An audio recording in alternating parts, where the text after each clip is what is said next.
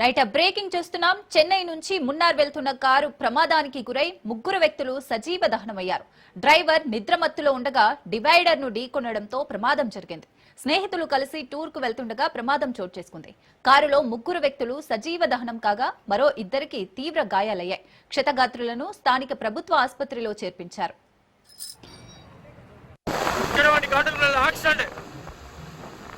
చెన్నై నుంచి మున్నార్ వెళ్తున్న కారు ప్రమాదానికి గురై ముగ్గురు వ్యక్తులు సజీవ దహనమయ్యారు. డ్రైవర్ నిద్రమత్తులో ఉండగా డివైడర్ ఢీకొనడంతో ప్రమాదం జరిగింది. స్నేహితులు కలిసి టూర్ కు వెళ్తుండగా ప్రమాదం చోటు చేసుకుంది.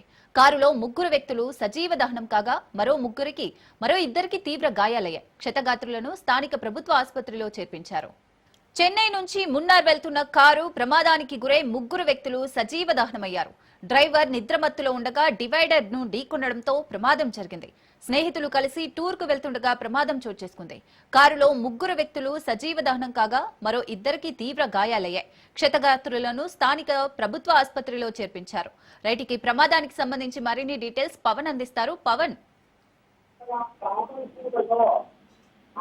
తమిళనాడులో ఘోర రోడ్డు ప్రమాదం చోటు చేసుకుంది. ముఖ్యంగా చూస్తే విల్లుపురంలో డివైడర్ ని కారు ఢీకొట్టింది. అయితే ఢీకొట్టిన నేపథ్యంలో చూస్తే మాత్రం ఒక్కసారిగా కారులో మంటలు కూడా చెలరేగాయి. దీంతో ముగ్గురు కారులోనే సజీవ దహనమయ్యారు.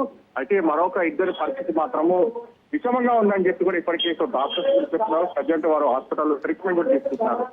మరోవైపు చూస్తే వీరు కేరళలోని మున్నావర్ వెళ్తుండగా దీనికి సంబంధించి ఒక ప్రమాదం చోటు చేస్తున్నట్టుగా దీనికి సంబంధించి పోలీసులు చెప్తారు.